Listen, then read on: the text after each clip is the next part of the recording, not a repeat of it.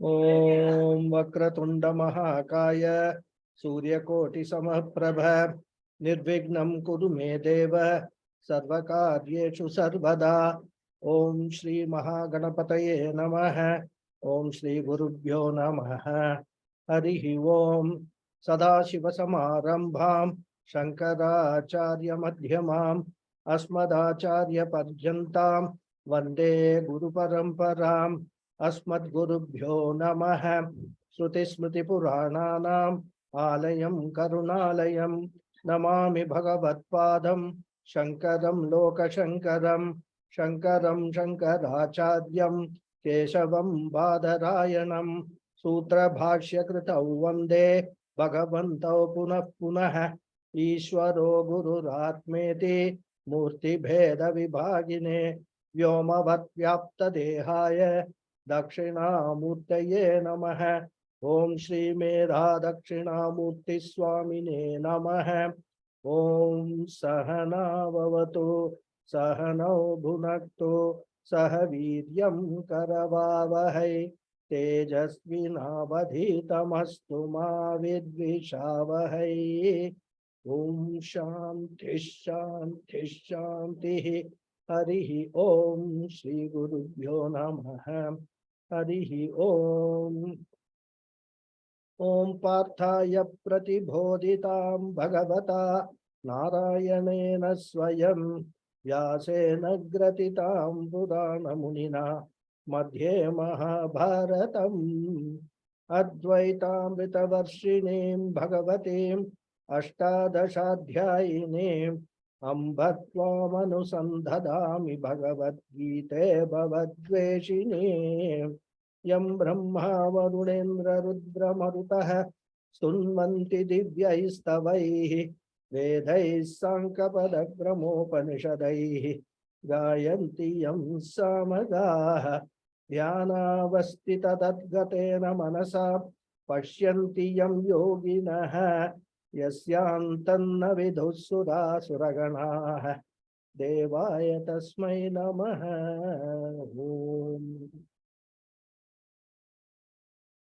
Just give me 1 minute, I'll get my earplugs.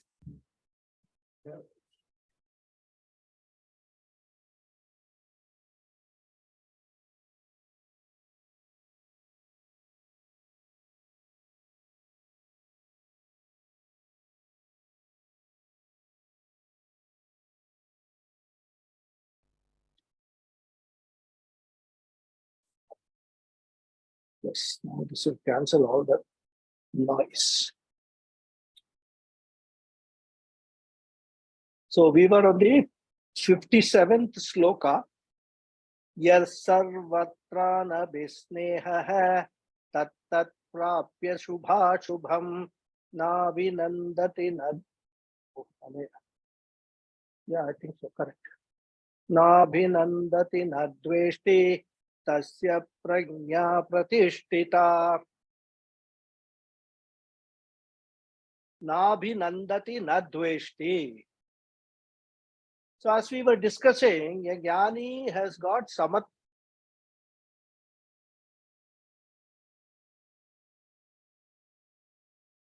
Audio not there. Audio. Can't hear you, Guruji. Can't hear? Now it's fine. Now it's fine? Can you hear me now? It's okay. Okay. Because the problem here is I'm in a resort and the internet connectivity is not very good. So I'm trying to make the best of the situation. So the jnani is not carried away by favorable situations, or he is not over agitated by unfavorable situations also. Therefore, when people heap praises on a jnani, or if they abuse or criticize him, he retains his emotional balance, does not react the way normal people would react. And this attitude the jnani has developed only because he has successfully converted his self-knowledge into emotional strength. Therefore, he avoids any impulsive reaction to either praise or criticism. Most importantly, he avoids thoughtless inaction. But then when he is not showing any reaction and he is inactive, this could lead to a situation where people could feel that the jnani is a very passive and innocent person and can start taking him for granted. Like we saw the story of the snake and the Mahatma in the last class. But just because a jnani does not react or remains inactive, does not mean that he does not respond appropriately to the situations. This is where we must draw a distinction between a reaction and a response. And in the last class, as we were closing, we were discussing what Vedanta says about this behavior of a jnani. Or that matter, we can say anyone aspiring to be a jnani, anyone aspiring to gain the self-knowledge and then perform all the sadhanas to become a jnani. So what Vedanta says? Vedanta says that we should clearly understand that for any situation, we can have three types of responses. One is a impulsive reaction, in which there is no time, there is no thinking, there is no planning, there is no buddhi involved. I react to the situation immediately without using discrimination or application of mind. So this impulsive reaction is one possibility. The second possibility is meekly surrendering to the situation. Whatever abuse the other person does or the criticism he heaps, I do not take any step to remedy that. I just bear it with some stoic attitude, okay. I don't react to it. I don't try to correct that. This is an inaction which Vedanta says is unintelligent. So generally, if we see, we swing towards these two extremes. Impulsive reaction on the one extreme, where thought is not involved. Another is unintelligent inaction born out of, you can call it weakness, fear. Shastra says both these extremes are equally bad. What does the Shastra say then? Shastra says avoid impulsive reaction, avoid unintelligent inaction, but take to intelligent action. Study the situation, giving it sufficient time, sufficient thought, and see whether there is a remedy or not. Because even in the case of remedy, there can be two types of situations. One is choiceless situations where there is no remedy at all. So in such circumstances, what we should do? In such circumstances, when we are faced with a choiceless situation, the only thing that we can do, strengthen your mind to face the situation. Because we can't do anything else, because it is a choiceless situation. We have no choice. We are presented with a situation which we cannot escape. So we have to strengthen our mind to face the situation. And there are few methods for doing that, which we will discuss later.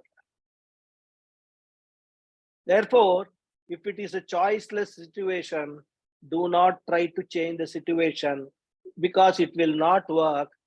And why it will not work? Because it is a choiceless situation. Therefore, be intelligent. Now, what is the intelligent response? I do not waste my time, effort to change a situation which cannot be changed.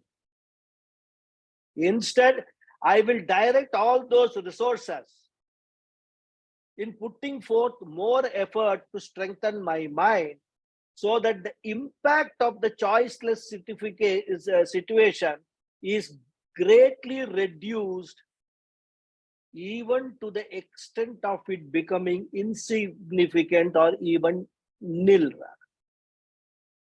This is the intelligent action which Shastra prescribes.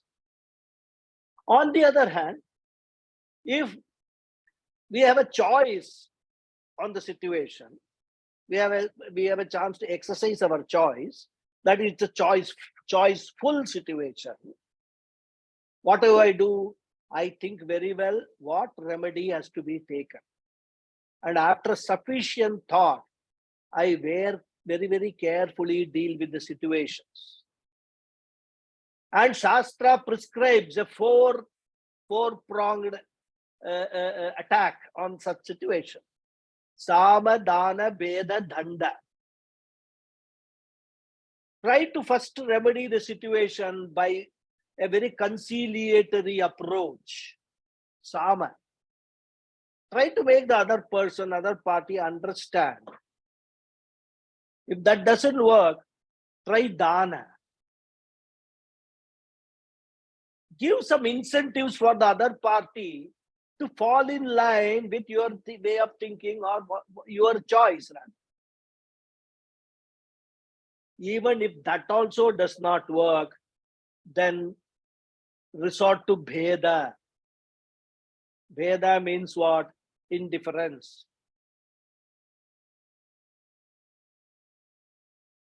Show up that I'm not happy with what you are doing.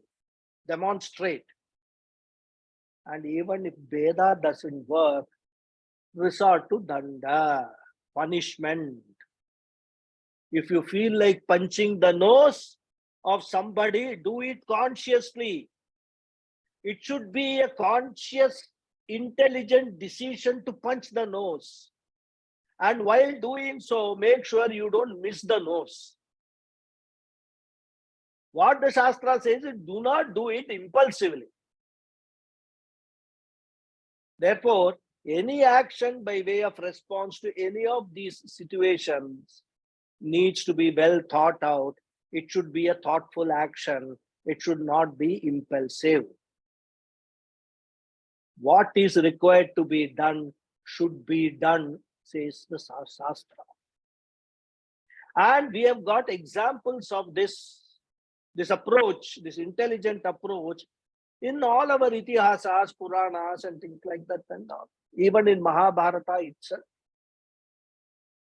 Krishna, who is now teaching us all these things, himself is a great jnani. And that is why, even when he was witness to all the adharmas done by Duryodhana and company, that is why, despite all provocations from this Duryodhana and company, he first tried all the legitimate methods. He tried Sama. He went as an emissary of Pandavas to Duryodhana, tried to make him understand what you are doing is not fair. Dana, he tried. He said, don't give them anything, just give them 5 villages. Don't give them their kingdom.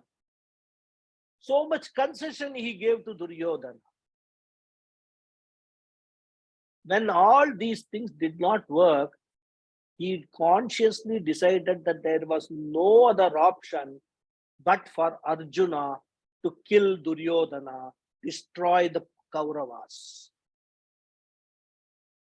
And if Bhishma and Drona were unfortunately on Duryodhana's side,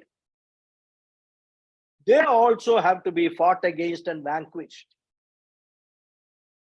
Krishna was very clear in his thinking. That is why throughout the Bhagavad Gita, Yudhyasva Bharata, Yudhyasva Bharata, he keeps on saying, go and fight, go and fight.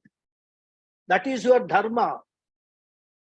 So this is thoughtful, planned action and not an impulsive action. And this is the approach of a Jnani. Therefore, to sum up, what Vedanta says, avoid impulsive reaction, avoid unintelligent inaction, but take to thoughtful action. And as we already saw, the two situations of thoughtful action, if the situation is choiceless, intelligent action is to strengthen myself emotionally to bear with the situation. But if the situation is choiceful, the intelligent action is changing the situation itself. And even doing some parihara, some remedial action is included in this. Because our Shastras say or prescribe certain remedial measures to change the impact of certain situations, especially Jyotisha Shastra is full of that. And Krishna says, such a person who has understood this way of dealing with situation, tasya prajna pratishtita. That is a Jnani who has converted his knowledge into emotional strength. A Jnani who has converted prajna, intellectual knowledge, into sthita prajna, emotional strength. This is the another trait, another characteristic of a Jnani. But we must note one very important aspect. We need to note that the thoughtful action which is prescribed should not be done with an attitude of revenge. It should be aimed at firstly trying to make the other person, the adharmic person, understand and change his ways. Or at least it should be aimed at preventing further adharma in the society.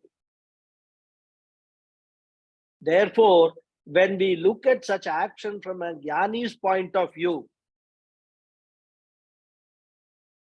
it is not a personal action, but an action being taken for the welfare of the society. Sambhava dharma samsthavanarthaya sambhavami yuge yuge. That is the attitude with which the Jnani will initiate and take any action against all those people who are indulging in adharmic karmas. So Jnani's action is for the welfare of the world by preventing perpetration of adharma. So this is the meaning of the sloka.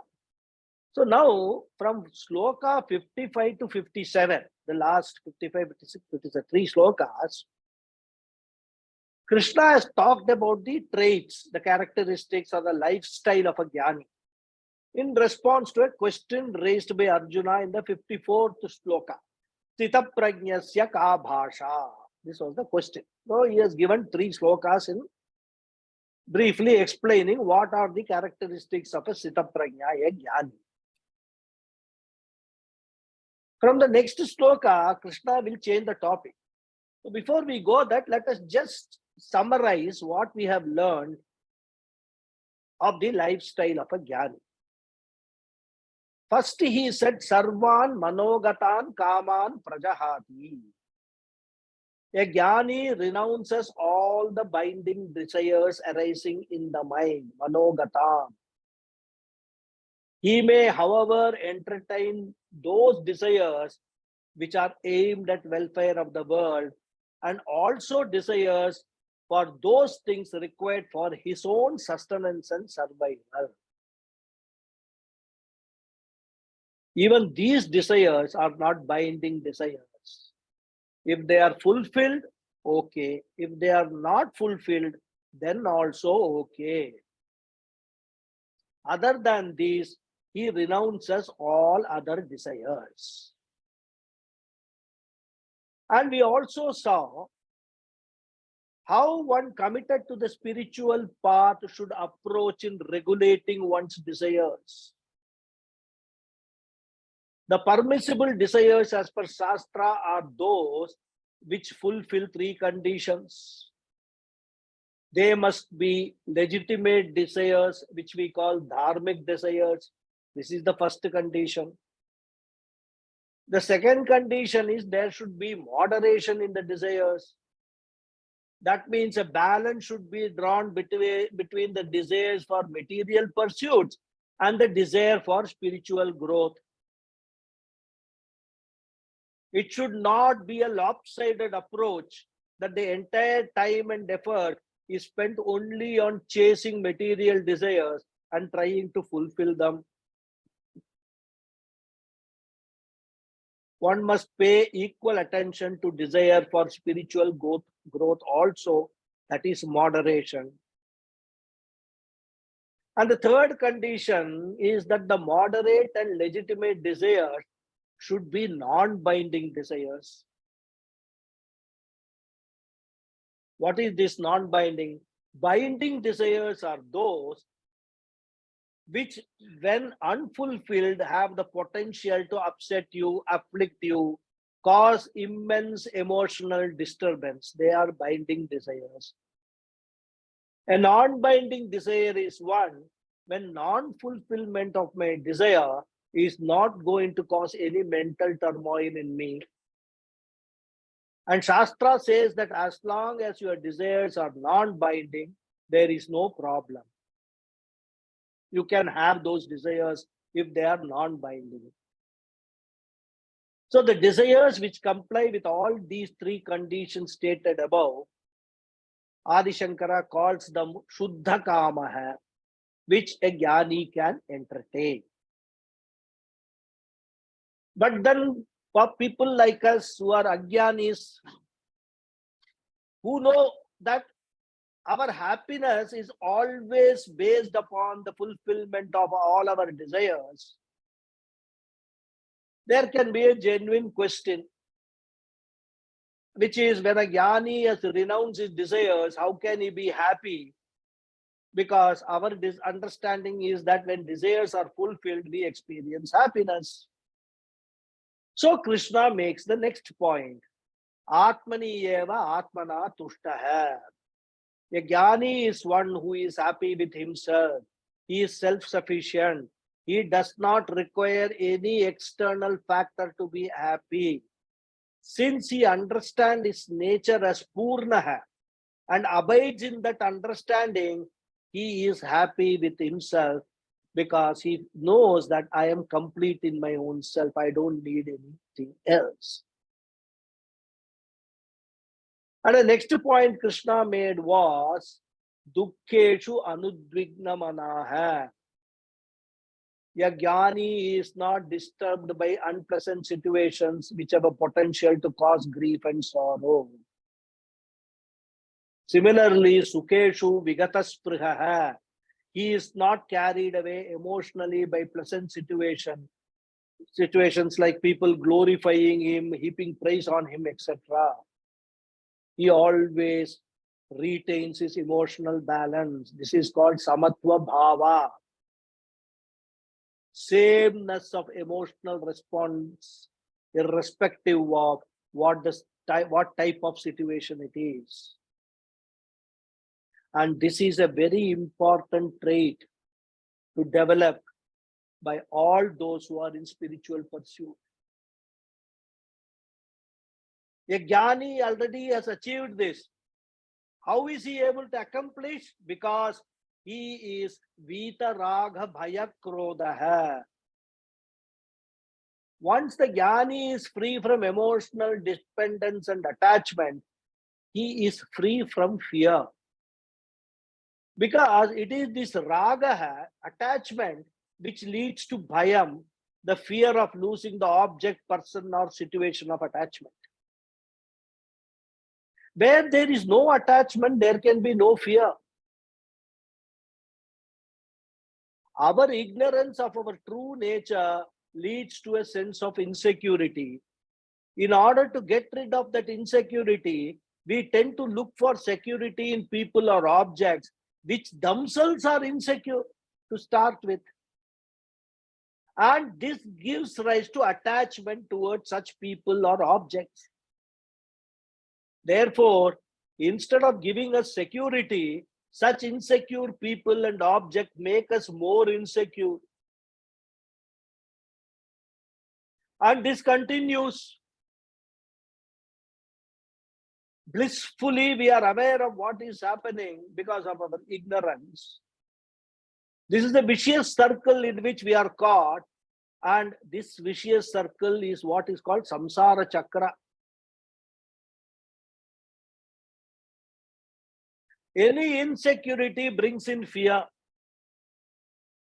So as bhayam or insecurity increases, anger steps in, krodha steps in. Raga leads to bhayam, which leads to krodha, anger. But since a jnani is free from raga or attachment, he does not suffer the subsequent consequences of bhaya and krodha. And this is another important trait of a jnani.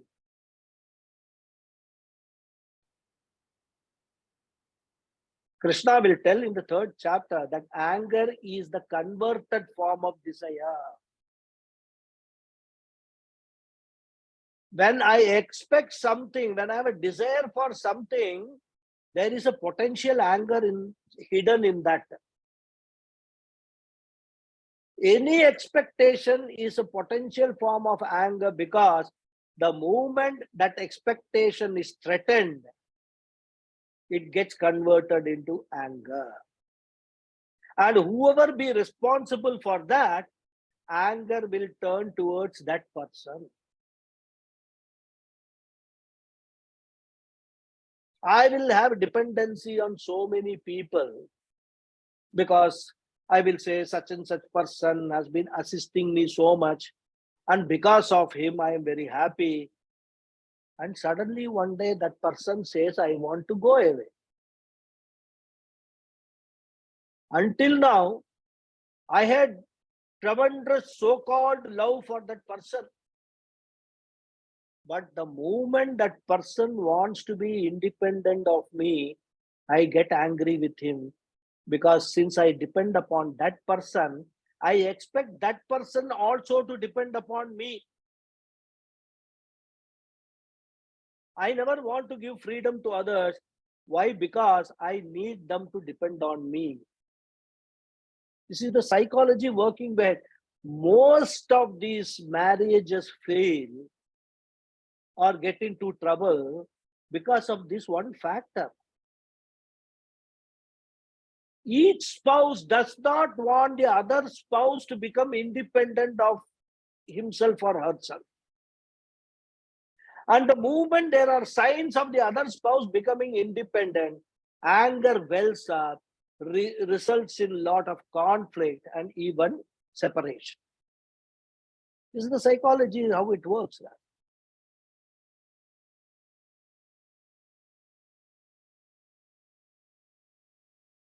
If somebody says, I can be happier, I am happy without you also, we cannot stand that.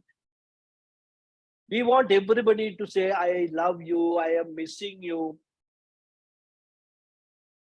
You have to keep on saying that. But if somebody says, I am fine without you, we have a problem. Immediately we think, why suddenly this fellow has said this? Why is he trying to go away? There must be something, there must be some story. And automatically the natural reaction is anger.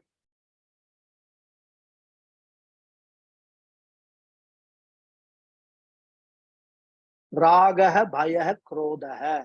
All these 3 things go together. Jnani is free from all these 3. This was a summary, brief summary of what we have learned. Now, from 58 sloka onwards, Krishna is going to change the topic and talk about how a person can convert the knowledge into emotional strength. He has said what is to be done.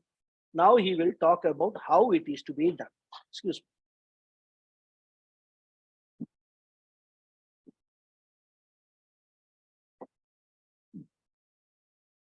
Yada samharate chayam kurmongani sarvashah indriyani indriyarthebhyah tasya prajna pratishtita.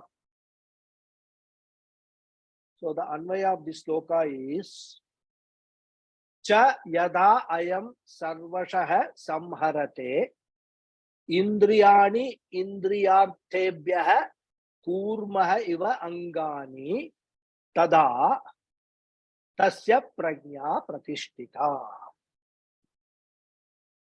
Another very beautiful sloka.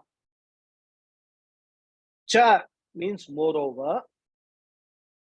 Yada ayam, when he, sarvashah samharate, completely withdraws. Indriyani, the sense organs. Indriyarthebhyah, from the sense objects. Kurmaha iva, just like a tortoise withdraws. Angani, its limbs. Tada, then tasya prajna pratishtita. His knowledge becomes firm. So this sloka says, moreover, Krishna is continuing. After talking about the characteristics or traits of a jnani, he is now getting into the topic of how does the jnani is able to achieve all these things that he has talked about.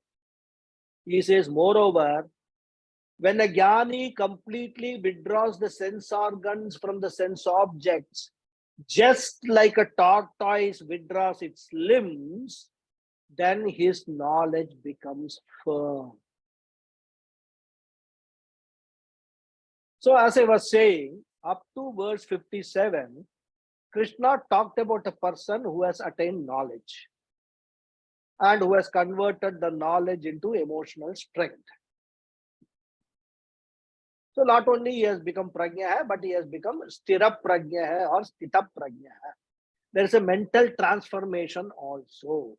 It is no longer a cognitive change, not a mere cognitive change, but there is an emotional transformation. Such a person is sthira prajna. So as I said, from this verse onwards, Krishna is changing the topic. And the topic is, how can a person convert the knowledge into emotional strength? How can a person convert the knowledge, which is the self-knowledge which he gained, into emotional strength? And what is self-knowledge? We have already discussed from sloka 12 to 25. Krishna assumes that we remember that portion. We know what he means by self-knowledge. And for all of us also, whatever now I am going to say will be meaningful only if we remember that portion from 12 to 25. Therefore, if you do not remember all the aspects, I would suggest that go back, read it again and again, and so that what we are now going to discuss becomes meaningful. So we have seen that the essence of self-knowledge is the understanding and abidance in that understanding that aham purnaha, I am full and complete. I don't want anything to be complete. This self-knowledge a person has received, it is a cognitive change. Intellectual level, I know. I have gone through Shravanam and Mananam, so I know I have got doubtless knowledge that aham purnaha. But this knowledge has to be converted into an emotional strength, a mental strength. That is what will make abidance in this knowledge spontaneous. Now the question is how to convert it. Till now, up to the previous sloka, we talked about a person who was already converted. Here onwards, Krishna is going to talk about a sadhaka who wants to convert the knowledge into emotional strength. And Krishna is going to talk about 3 exercises or 3 sadhanas, or you can call it 3 disciplines to convert the self-knowledge into emotional strength. The first sadhana, we have seen in fact, we have seen this sadhana earlier also briefly, which is a very most important sadhana for conversion of knowledge into emotional strength or emotional freedom, you can call it. And that sadhana is nididhyasanam. So even though we have seen some details of this sadhana, we will just briefly revise what we have learned in the context of this sloka. And then we will deal with this sloka, the meaning of this sloka. So in English, nididhyasanam is called Vedantic meditation. We have all heard the word meditation. We know what is meditation. Sitting, in a place, closing our eyes. Ashtanga Yoga talks about this meditation, sadhana of meditation. But when we talk of Vedantic meditation, the purpose of Vedantic meditation is not restricted to the meditation which is talked about in Yoga Shastra alone. Vedantic meditation goes beyond, much beyond.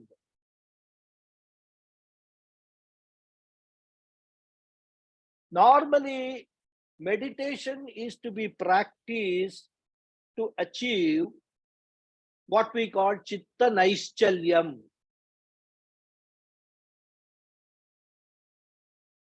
Chitta naischalyam means to focus our attention on a particular subject for a length of time without allowing other thoughts and other disturbances come in between.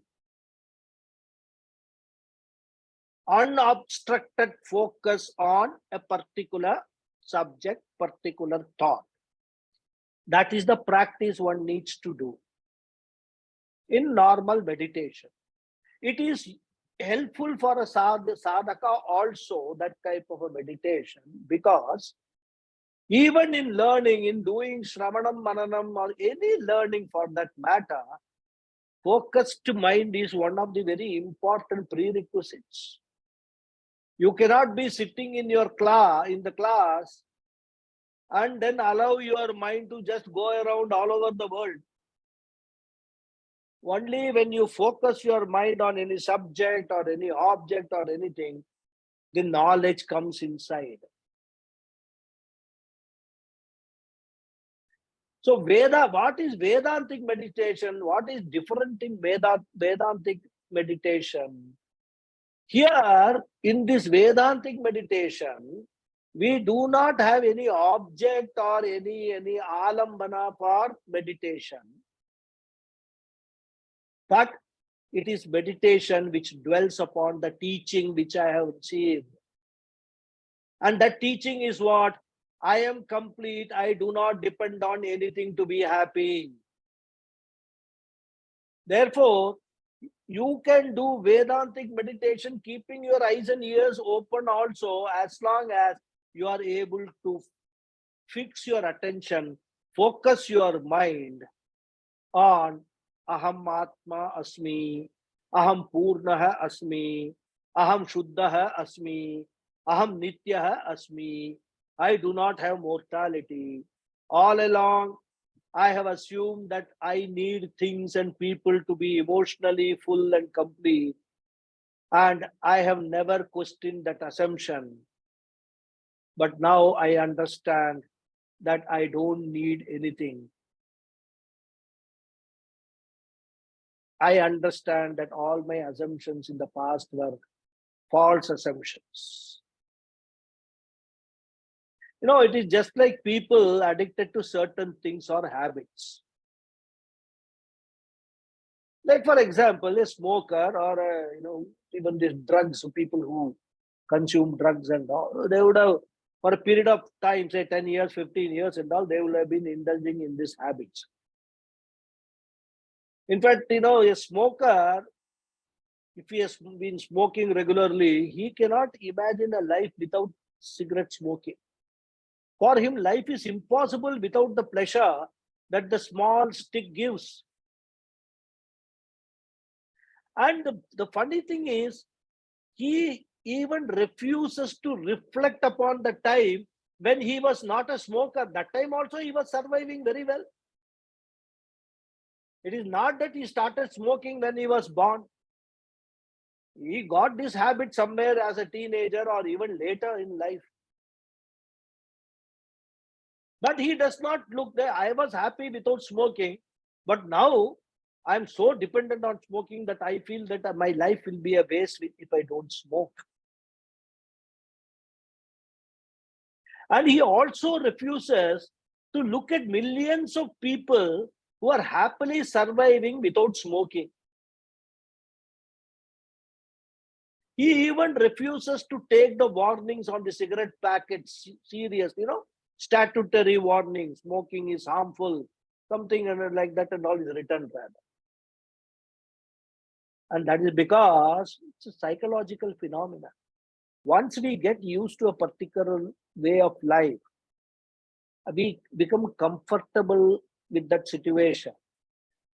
We lapse into a comfort zone and we never questions the assumptions behind it. This is what happens. And the same psychology applies in the case of in our samsara life also. We think that our life is complete only when certain things or people are around, and without them life is impossible. That vasana is so strong that it requires a humongous effort to break it.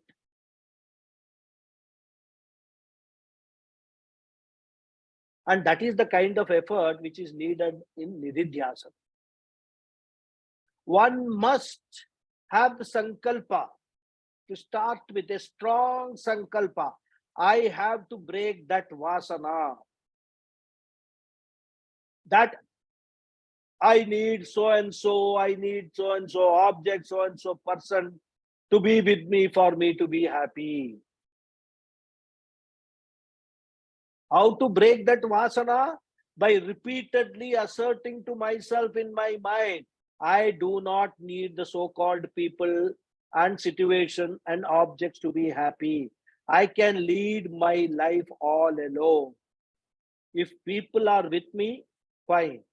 If no one is with me also, it is okay. I have no dependence on any people, any object, or for that matter, any situation to lead my life. All that I may require is a few things for my physical survival, like food, clothing, and shelter.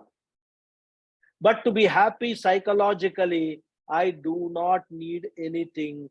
All I need is my own self. Atmani eva atmana tushtaha. Go on repeating this, practicing this. Even when you are doing work, even when you are doing something else, this thought should keep on going behind your mind. That is nididhyasana. You can even sit in one calm place, close your eyes, sit in Padmasana, sit in Yoga Mudra and repeat this. No harm in doing that. Vedanta does not say you should not do that way or you should do only this way. Any which way you want to do, any which time you want to do this, go on repeating in your mind.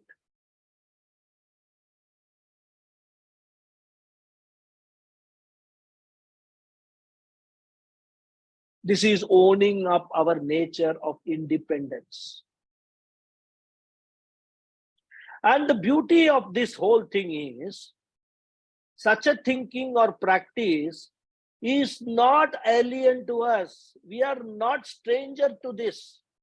We do it all through our life, but we don't do it consciously. All Vedanta says is, what you have been doing unconsciously, now do it consciously. That's all Vedanta says. I touched upon this topic in one of the earlier classes also. As a baby, we had many toys and we were very, very much attached to them.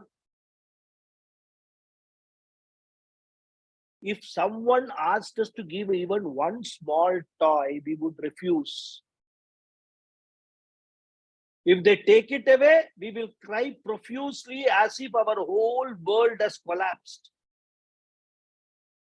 Isn't it? So, but when we grow into childhood, we drop our dependence on those toys for our survival. We unconsciously become independent of those toys. We don't even realize it, that we have become independent. When we actually got independent, we don't even know. But at some stage, we no longer look at those toys. And in fact, if some other small child comes and our parents tell us, why don't you give that toy to this child for it to play? We will happily go and pick up 2-3 toys and give it to the child, because we know we don't want those toys any longer. Those toys have served their purpose and they are no longer useful to us. They no longer are required for our emotional happiness. So that is the first stage. Then in the next stage, when we start walking, from toddler, we come grown up, we are able to stand erect and start walking. We often fall down, and that too frequently. Sometimes we will cry, our parents will come and pick us up, all that. Then we will feel that we need to hold on to something, or to mother's sari, or a walker, or something, hold on to walk. At that stage, our feeling is that we cannot walk without these external aids.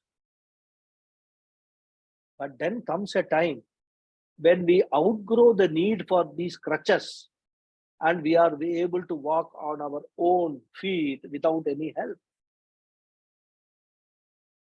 So another thing, another aspect which we, in one stage of our life, we thought that we will require all these external things for us to even walk. That crutches also fall away, go away from our life. Once we learn to walk, we no longer require those walkers or stakes or even our mother's sari pallu to hold on to walk. We have outgrown that.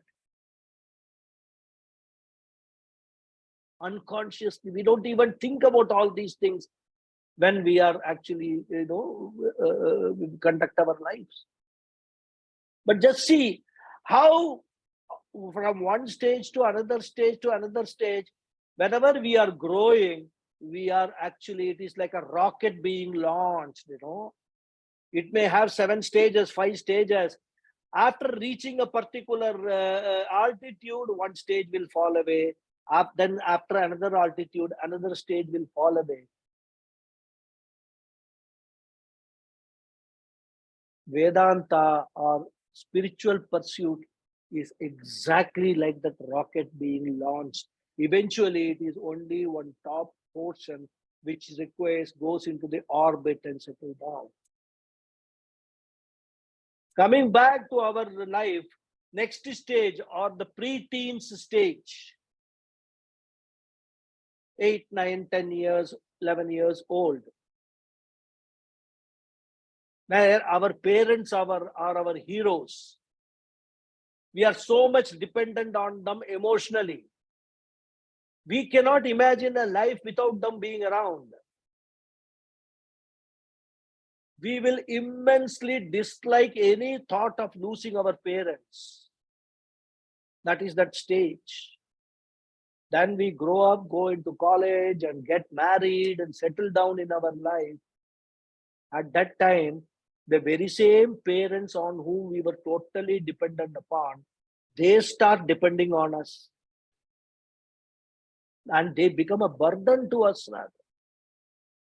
Cases of abandoning the parents are not few.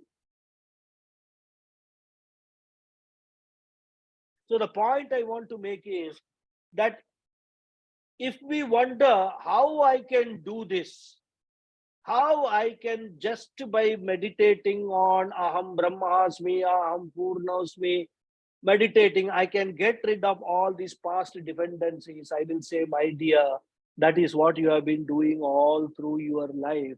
What is so difficult about it? Wherever you had dependencies, you have been able to successfully outgrow those dependencies. They were both physical dependencies as well as emotional dependencies. You have been able to outgrow all of them. Why not now? If you have can-do attitude, you can do.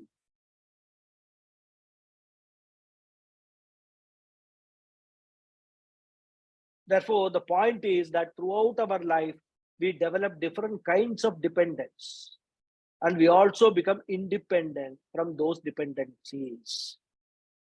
Therefore, the more mature we get emotionally, the easier it is for us to get rid of all our dependencies, including all the dependencies which today we believe are necessary for our happiness.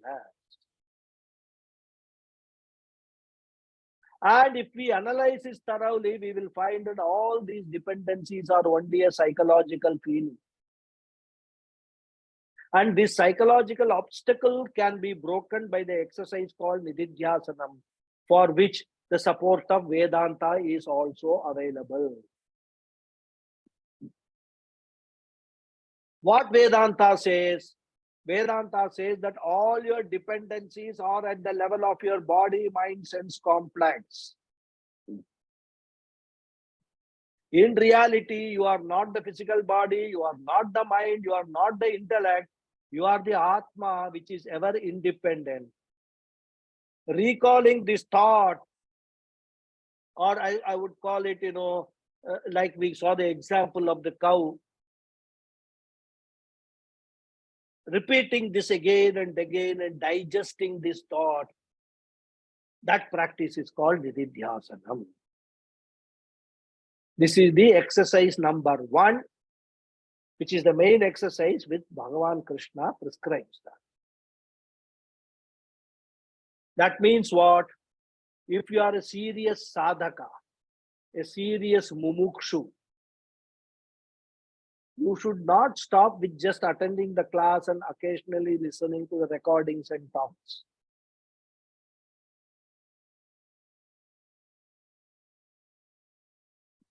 As we have already seen, you should contemplate on your real nature. Recall the slokas from various sources like Nirvana Shatakam, Thotakashtakam. There are so many scores of Nididhyasana slokas written by our Acharyas, which you may know or may not know. But what is important is constantly dwelling upon the essence of the teaching. Just listening is not enough. Just posting your knowledge on Facebook is not enough. In fact, I call it a degrading step. You want to show everybody in the world that you know so many things, that you are a spiritual sadhaka. You want everybody to appreciate. Binding desire. Therefore, you must grow beyond all these things, constantly dwell upon the teaching, recalling to the mind all the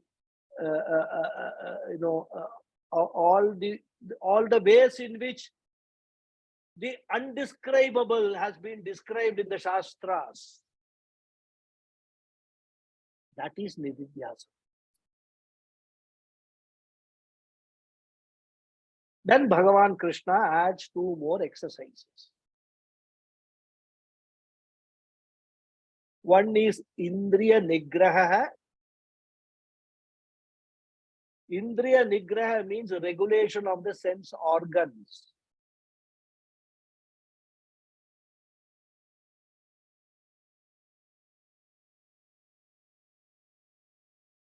Because until the knowledge becomes steady and contributes to emotional strength, we must be very careful not to slide back, not to go through violent emotional reactions. Because, these violent emotional reactions, they are detrimental to Vedanta. They are detrimental to assimilation of the Vedantic knowledge. Therefore, it is just like a small plant. We get our sapling and we plant it. We have to be very careful in the initial stages. Make sure that that sapling is not exposed to any harsh weather. Water should be there, but not too much water. It has to be protected very carefully, because the sapling at that stage is not strong. Similarly, the knowledge that we have acquired through Shravanam and Mananam, they are like sapling. They are just the knowledge which has been planted in our intellect. It has to be protected. It has to be nurtured very carefully. Otherwise, any person with like a goat, with this, can come and eat away. They can sow so many doubts in your mind that you will find that all the time that you have wasted on, or you have spent, I should say, on learning this Vedanta was a waste of time. Very easy at that stage. That is why, Mananam is prescribed for you, not only to gain a conviction about the knowledge that you have gained, but also to defend that conviction in front of anybody else who comes to disturb that conviction. There are enough people who will try to do that.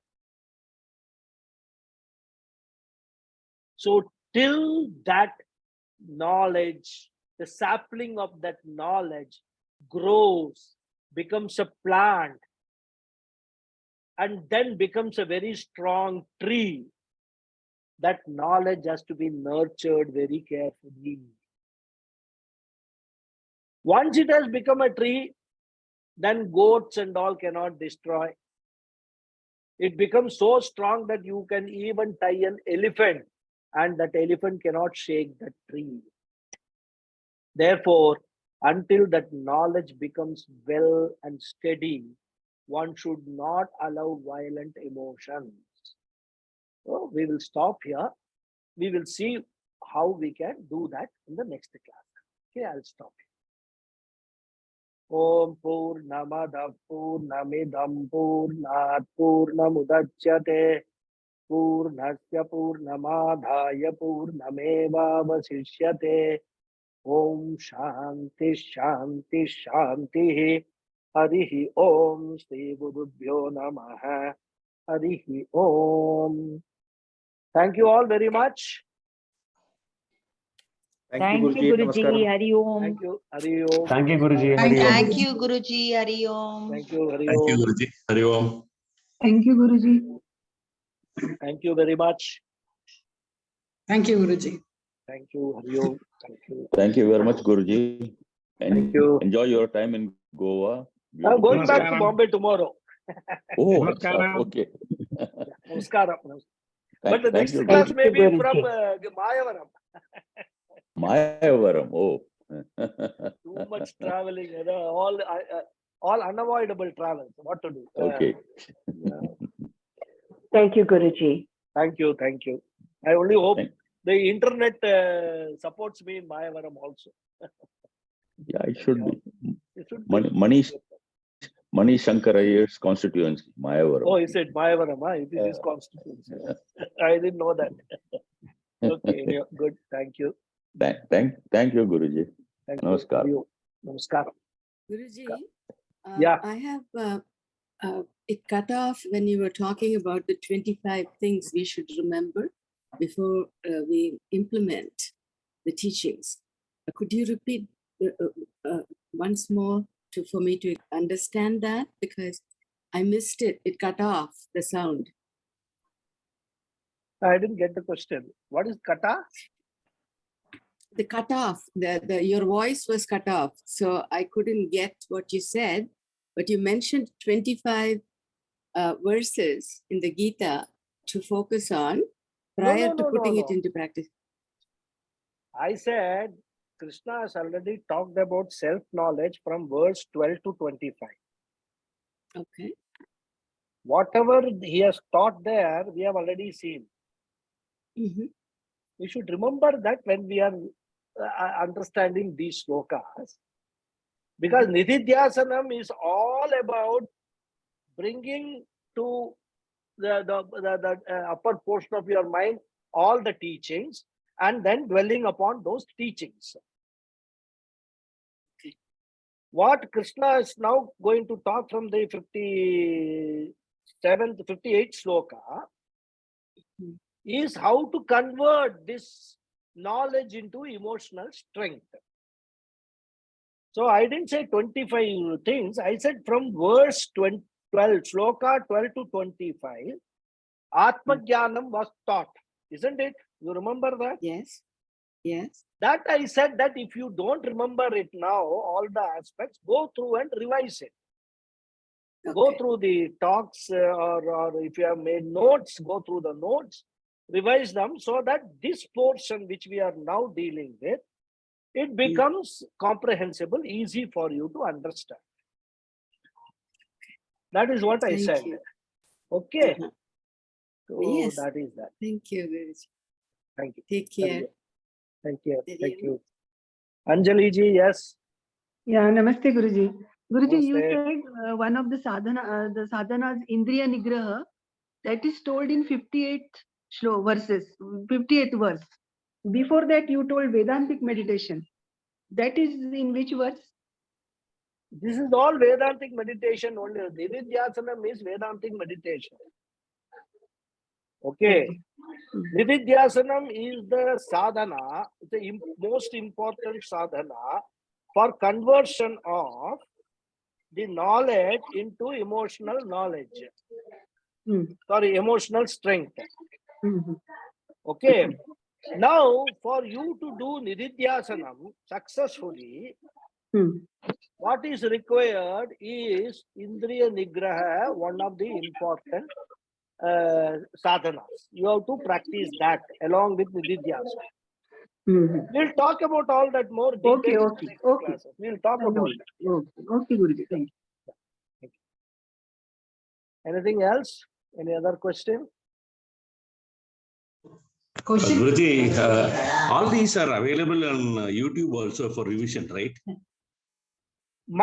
These talks? Yes, sir. Yeah, it is available on YouTube in that channel, Acharya Nidhi channel. Acharya Nidhi channel. I have, if I have been circulating these recordings after every class, right? So if you go and actually go into any one recording, you will be taken to the channel and there you can see all these recordings. All my classes are on YouTube channel. Okay, okay. Sorry, Guruji. Yeah, no problem. You can check Thank it there. Okay. Yeah.